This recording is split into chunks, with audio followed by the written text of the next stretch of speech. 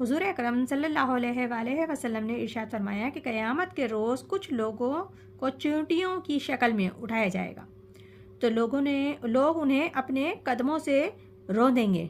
पूछा गया, ये चींटियों की शक्ल में कौन लोग होंगे? तो इन्हें बताया गया कि ये वो लोग होंगे जो तकब्बुर करते थे। जैसे कि कल हमने सूरह बकरा में पढ़ा था कि हज़रत याकूब अलैहिस्सलाम के बेटे और उनकी नस्ल में जो लोग आए, उन्होंने ना सिर्फ हज़रत याकूब अलैहिस्सलाम से किए हुए अहद व इकरार को तोड़ा, बल्कि तकब्बुर और हसद की आग में हज़रत मोहम्मद सल्लल्लाहु अलैहि वसल्लम के दुश्मन बन बैठे। उस पर अल्लाह ताला ने मोहम्मद सल्लल्लाहु अलैहि वसल्लम को तसल्ली दी कि आपके दुश्मनों के लिए अल्लाह काफ़ी है।